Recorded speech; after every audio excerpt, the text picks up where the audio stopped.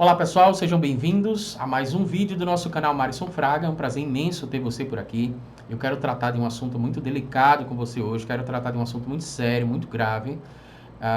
Algo que aconteceu agora pela manhã, eu nem ia gravar vídeo, né? Mas quando eu me deparei com esse comentário aqui no canal, porque alguém comentou aqui no canal algo que eu realmente achei é um assunto muito complexo, que está sendo tratado de forma leviana, e não só isso, mas também está sendo tratado a partir do senso comum, né?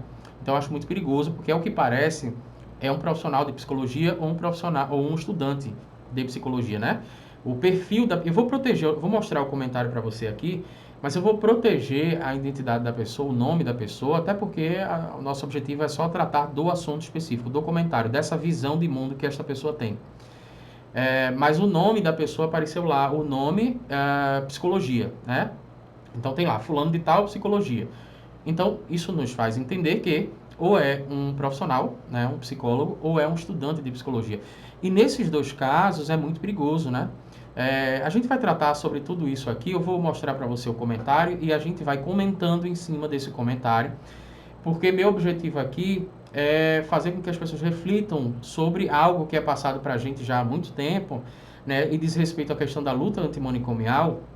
E eu fiquei muito assustado, justamente por causa disso, porque parte de um aluno de psicologia ou de um profissional de psicologia. Se é um profissional de psicologia, me parece que esta pessoa paralisou no tempo, né? Não continuou seus estudos, né? E isso é muito perigoso, porque psicologia, psicanálise é um estilo de vida, né?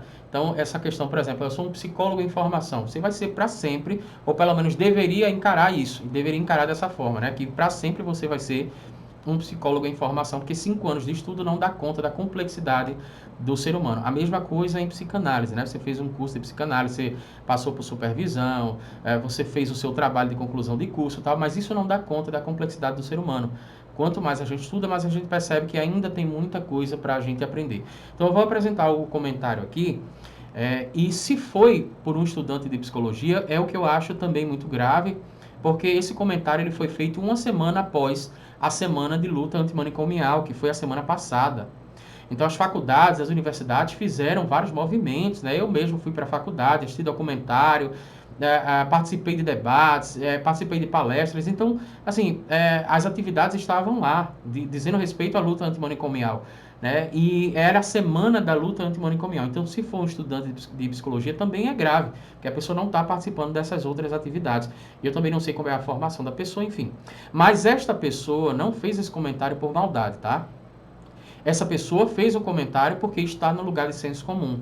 Então eu quero trazer, inclusive, até a provocação. Não sei se essa pessoa vai ver esse vídeo aqui, mas eu quero trazer essa provocação para fazer a gente pensar na responsabilidade que a gente tem enquanto profissional de psicologia, de psicanálise, justamente porque a gente está lidando com a vida de outras pessoas, né? E discursos, por exemplo, de discriminação, discursos racistas, discursos homofóbicos, discursos pró-manicomiais, eu não posso negociar com isso aqui. Então a gente vai tratar a pessoa com respeito, porque eu quero debater a questão das ideias aqui, mas eu quero ressaltar que isso realmente me deixou um pouco assustado, justamente partindo do princípio de que foi emitido por um profissional de psicologia ou um estudante de psicologia. Deixa eu só falar para você aonde foi que ele fez esse comentário. Eu estava dando uma aula aqui, tem um curso gravado chamado Conceitos de Psicanálise, e você pode achar na nossa playlist. E aí, neste curso, daí tem várias aulas, né, falando sobre estruturas de psicose, neurose, perversão, casos clínicos e por aí vai. E neste vídeo daí, especificamente, a gente falava sobre a questão da esquizofrenia, paranoia e melancolia, que são estruturas de personalidade lá, são configurações psíquicas, digamos assim, né? Estruturas psíquicas da psicanálise. Então, a gente estava falando sobre essa questão da esquizofrenia para a psicanálise, a paranoia e a melancolia como sendo subestruturas da psicose, ou das psicoses, né? Melhor dizendo, como diz o J.D. Nasio no livro Os Grandes Casos de Psicose. Mas vamos lá, lê o comentário aqui que diz o seguinte: a discussão que versa sobre deixar o sujeito sofrer à vontade, com sérios riscos para ele e para os outros, no mínimo é uma burrice. Vou fazer um parênteses aqui, porque nesta aula eu estava falando sobre uma discussão que existe, onde, por exemplo, o ser humano que tem uma estrutura de personalidade psicótica não necessariamente precisaria ir para um manicômio, porque isso estaria tirando a autonomia dessa pessoa, né? Isso estaria tirando a dignidade dessa pessoa. E isso é uma discussão já que começou, do ponto de vista prático, lá no final da década de 70, né, por Franco Basaglia. Então, eu não sei se ele está me chamando de burro ou se ele está chamando o Franco Basaglia de burro. Eu espero realmente que esteja me chamando, porque o Franco Basaglia não está mais aqui para se defender e nem para contra-argumentar. E no caso, eu estou, né? Então, eu vou considerar que essa pessoa está me chamando de burro. Não tem problema, as pessoas precisam ter liberdade para pensar o que elas querem. Mas vamos entender aqui. A discussão que versa sobre deixar o sujeito sofrer à vontade, com sérios riscos para ele e para os outros, no mínimo é uma burrice. Os sintomas psicóticos devem ser encarados como realmente são, sintomas de que muitas coisas não estão bem na estrutura do sujeito. O psicótico tem direito a tratamento, não se pode negar a ele a possibilidade de viver melhor em sociedade. Simples assim. Seguindo a lógica do deixar sofrer em nome da autonomia do sujeito, pode-se chegar ao ponto de deixar o sujeito que tenta suicídio se matar. Creio que ninguém acha isso razoável. Tudo tem limite na vida, também a autonomia do sujeito, pois ele vive em sociedade. Deixa eu explicar, porque parece um discurso muito bonito, né? Mas vamos lá desconstruir isso aí para você entender. Esse discurso está partindo, o primeiro ponto que eu quero ressaltar aqui está partindo de alguém que não sabe o que não sabe.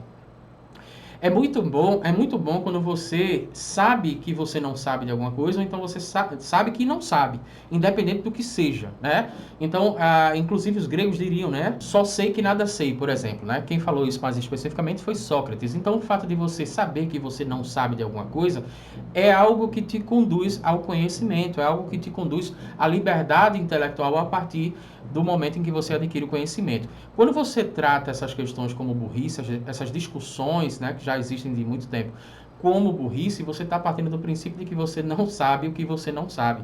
Então, é muito difícil você conversar com alguém que não sabe o que não sabe. Porque essa pessoa que não sabe o que não sabe, esta pessoa acha que sabe. Né? E o cara que sabe que não sabe, ele sabe que ele não sabe. Então, assim, ele está mais disposto a ouvir a outra pessoa quando se trata de um interlocutor que não sabe o que não sabe, tá?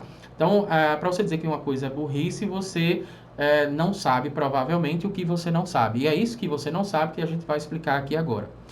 Aí, a discussão que versa sobre deixar o sujeito sofrer à vontade com sérios riscos para ele e para os outros, no mínimo é uma burrice. Vamos lá. Esta percepção, primeiro equívoco que tem aqui, essa percepção de que um sujeito psicótico ou um sujeito em sofrimento psíquico grave, necessariamente ele vai ser perigoso para a sociedade. Eu já cheguei a pensar isso na minha vida, tá? Então, isso é o senso comum, isso é o lugar do senso comum. Os estudos não apresentam isso, inclusive eu lembro de um estudo há muito tempo, não faz tanto tempo assim, eu estou falando muito tempo, há 2 anos atrás que eu vi esse estudo, que falava que 15% da população que é tida como psicótica, por exemplo, essa população oferece risco para si ou para outrem. Né? E quando você vai pegar a questão dos neuróticos e dos perversos, isso dentro da estrutura da personalidade, por exemplo, de uma questão estrutural da psicanálise, você tem também os mesmos 15%. Então, não é a estrutura que vai fazer com que o indivíduo ele seja perigoso para outra pessoa ou para ele. Então, é essa construção social de que essa percepção, né, que vem de uma construção social, de que o sujeito em sofrimento psíquico grave, que é o sujeito delirante, que é o sujeito que alucina, esse sujeito necessariamente é perigoso, é uma construção deliberada. Isso vai ser trabalhado, por exemplo, por Michel Foucault, no grande clássico A História da Loucura. Eu não acredito particularmente que esta pessoa que emitiu esse comentário leu Michel Foucault, A História da Loucura. Então fica aí como sugestão, até que é um livro de 500 páginas, eu não acredito que o cara vai ler sem entender. Ele tem que entender aquilo ali. Ele vai sentir incômodo, né, de ler 500 páginas sem entender aquilo que está sendo proposto lá por Michel Foucault. Então, Michel Foucault ele vai trabalhar justamente do ponto de vista histórico, como isso foi construído. Como a gente tem essa lógica exclusivista, né, que é herdada, por exemplo, de leprosários e por aí vai. Ele vai trabalhar na questão da Idade Média, né, do Anal dos Insensatos, isso eu estou falando logo no início do livro. Então, ele parte de uma perspectiva histórica para poder mostrar para a gente que, historicamente, essa percepção que a gente tem acerca da loucura, toda essa discriminação, né, e essa compreensão de que o louco ele tem que ser aprisionado, isso é uma construção deliberada social, tá? Então, não necessariamente o cara que só para apresentar para você que está assistindo o nosso vídeo aqui, vai aí no YouTube mesmo, e coloca o nome assim, Estamira. É um documentário que fala sobre uma mulher, né, que ela vive numa região, numa condição subhumana, digamos assim. É uma região onde ela é catadora de lixo e ela é uma pessoa que é psicótica, na verdade. Então, aquela mulher não oferece risco nenhum para a sociedade, né? Posso te oferecer outro documentário que está aqui no YouTube também, a questão do Holocausto Brasileiro. Tem um documentário, o Holocausto Brasileiro, do que aconteceu lá em Minas Gerais, né? O que aconteceu em Barbacena, tá? O Hospital Colônia de Barbacena, e você vê lá diversas pessoas que foram maltratadas, né, por essa estrutura manicomial, e essas pessoas não ofereciam risco nenhum à sociedade. Você pode ver o documentário, você pode ler o livro da jornalista Daniela Arbex, que também tem esse nome, Holocausto Brasileiro. Então, quem é mais perigoso ali? São os neuróticos que estão cuidando daqueles psicóticos ou são os psicóticos? Eu não consigo entender. Porque, assim, esse questionamento, né, essa visão de mundo é o que faz com que essas pessoas sejam aprisionadas e percam a sua autonomia e sua dignidade. Só que essa percepção de mundo é completamente equivocada. Porque não tem parâmetro, não existe parâmetro científico para você dizer que uma pessoa que está delirando ou está alucinando, esta pessoa necessariamente ofereça risco para si e ofereça para outra pessoa. Pelo contrário, os estudos provam que quando você abre as portas do manicômio, essas pessoas não oferecem risco para a sociedade. Se você pega o Jacques Delgado, quando ele organizou o livro A Loucura na Sala de Jantar, a partir da experiência que ele teve em Trieste, na Itália, no final da década de 70, que foi onde começou com Franco Basaglia essa luta antimanicomial, ele vai dizer, por exemplo, que essa é uma das principais argumentações que existe para não abrir as portas do manicômio por causa de interesse econômico. Então, esse interesse econômico, ele não pode se vender como interesse econômico. Então, ele traz essa percepção, ele intensifica de alguma forma essa percepção de que se você abrir as portas do manicômio, as pessoas vão ser perigosas, a sociedade vai estar em perigo. Isso daí é um mito, isso é uma fantasia, tá? Trabalhando ainda nesse livro, A Loucura na Sala de Jantar, o Jacques Delgado ele vai dizer que o que foi observado lá em Trieste, aí a gente vai para o campo prático agora da observação. Os índices de violência, né, de assassinato, não foram influenciados por causa da abertura dos manicômios. Inclusive, o Jacques Delgado vai fazer uma crítica nesse livro, que ele vai dizer o seguinte: se a violência que era cometida dentro dos manicômios, esta violência, ela fosse contabilizada, então nós poderíamos entender que essa violência é uma violência institucionalizada, então ela é permitida. Né? A violência que acontece dentro do manicômio, a violência que está acontecendo agora dentro do manicômio, essa violência não vai entrar para a estatística da polícia. Então, Jacques Delgado faz essa crítica. Se esta violência entrasse para a estatística da polícia, nós poderíamos entender que abrir as portas do manicômio reduziria os índices de violência de uma determinada sociedade. Então, primeiro mito que a gente tem aqui, e é por isso que eu digo, essa pessoa que fez esse comentário está bem intencionada, mas ela está partindo do senso comum. E aí é que vem o equívoco. Porque essa pessoa está partindo do princípio de que se o cara está delirando ou alucinando, então necessariamente ela oferece risco para a sociedade. Isso já está, eu achei, na verdade, que isso já tivesse muito claro para todo mundo, mas eu estou vendo aqui que assustadoramente não está tão claro assim para as pessoas, principalmente, isso é o que mais me assusta, para as pessoas que trabalham na área de saúde mental ou que estão estudando a questão da saúde mental. Válido ressaltar mais uma vez que semana passada a gente teve a Semana da Luta Antimanicomial, né? Então, o que é que a gente está fazendo para a nossa formação? Será que a gente realmente está respirando a psicologia? Porque a gente tem que ter cuidado, porque a gente está lidando com seres humanos.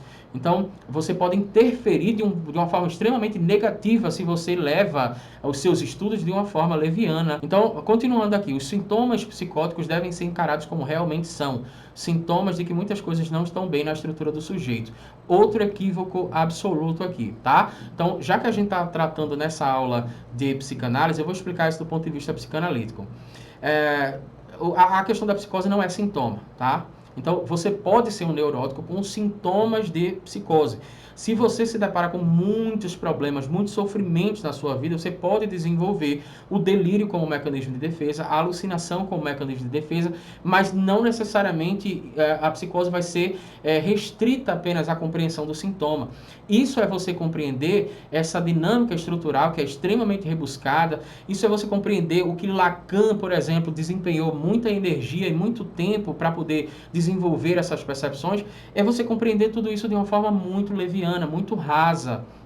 A psicose, por exemplo, como vai tratar Lacan, a questão que ele vai trazer é o conceito do nome do pai e tudo mais, quando ele faz esses estudos, e Freud já havia percebido isso de certa forma, o que se percebe é que existem sujeitos que têm isso de forma estrutural na sua personalidade e na sua dinâmica psíquica. Então, não necessariamente o sujeito que está delirando ou o sujeito que está em alucinação, ele está com sintomas de psicose. Isso pode ser uma coisa estrutural dele. E quando você está tratando as coisas de forma estrutural, muda todo o sentido, porque a sua abordagem frente àquele paciente vai fazer uma diferença gritante se você perceber.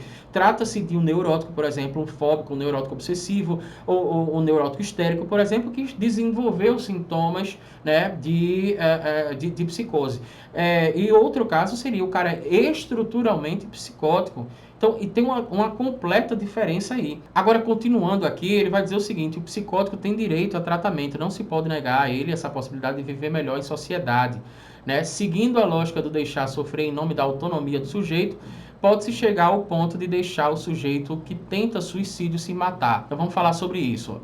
Falando sobre a Lei 180, que é a lei italiana, que também tem, essa lei tem no livro A Loucura na Sala de Jantar, é muito claro, a lei antimanicomial, ela é muito clara que se o sujeito está oferecendo, ele está em delírio, né? Ele está em surto psicótico, como chamam, e esse sujeito está oferecendo risco para ele, ou risco para outras pessoas, então você teria ali pelo menos uma autorização, né? Uma justificativa para poder você internar essa pessoa num prazo muito breve, para que esta pessoa internada não ofereça risco para si ou para outra pessoa. Na lei do Brasil, a gente tem a Lei 10.216, a lei que foi aprovada em 6 de abril de 2001. Então, no artigo 9º, você vai ver lá, por exemplo, a questão das internações compulsórias. Isso que ele está falando aqui, a lógica basicamente é o seguinte. Então, quem luta, né, pelo fim dos manicômios, não vê a possibilidade que os sujeitos podem trazer risco. Ora, e a lei antimanicomial, ela já prevê esta possibilidade de que sujeito, em raras exceções, quando eles se encontram nesta situação de oferecer risco para a própria vida e para outra pessoa, isso poderia justificar uma abordagem mais compulsória. Tá? Então, isso é uma coisa que a pessoa colocou aqui, que assim, é claro que falta muito esclarecimento. Volto a dizer, não vejo que a pessoa tem maldade aqui, pelo contrário, né? Pelo discurso você já percebe que a pessoa está preocupada com a questão da segurança na sociedade e tal, mas isso é reprodução, esta daqui é a reprodução de uma narrativa que é muito bem construída e deliberada, de que as pessoas precisam ser aprisionadas no manicômio. O Erving Goffman vai tratar lá no livro Manicômios, Prisões e Conventos, ele vai entender, por exemplo, como essas três instituições como sendo instituições totais. Só que a diferença é que no convento você vai porque você quer, você vai porque você tem um chamado, então você se submete, você aceita se submeter a uma instituição total. Quando você está na prisão, você cometeu um crime, então você teria uma justificativa, você sabe que se você cometeu o crime, você vai para lá. Se você for pego, você vai para lá. Então, você também tem uma justificativa. Agora, no manicômio, é o que Erving Goffman ele vai trazer, né, como esse questionamento, é que é o seguinte, o cara não tem nem possibilidade de escolha. Ou você acha que o cara está no manicômio porque ele acha que aquilo ali é para ele.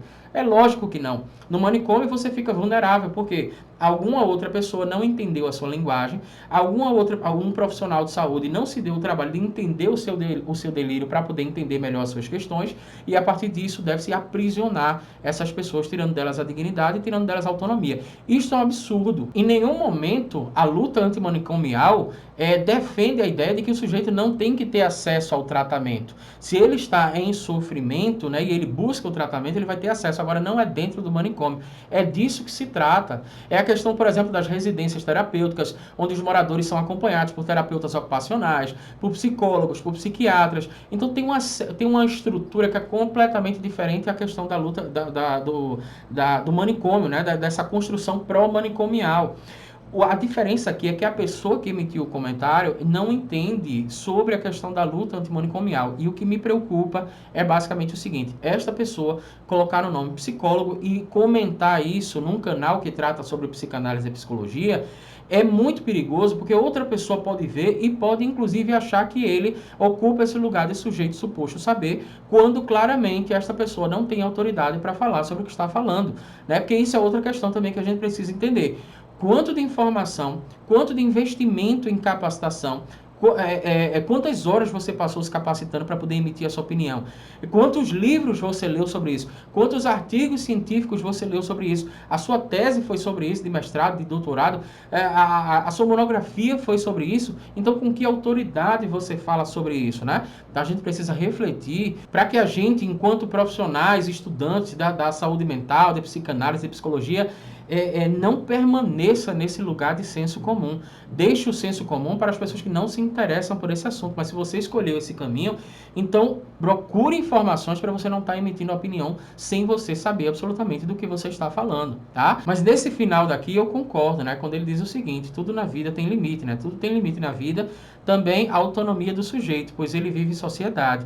É verdade, nisso aqui eu concordo. E você está usando a sua autonomia justamente para defender uma argumentação que a consequência dessa defesa dessa argumentação vai ser a privação da liberdade e da dignidade de outras pessoas. Então eu espero que você utilize a sua autonomia a partir de agora com mais responsabilidade, porque você também vive em sociedade.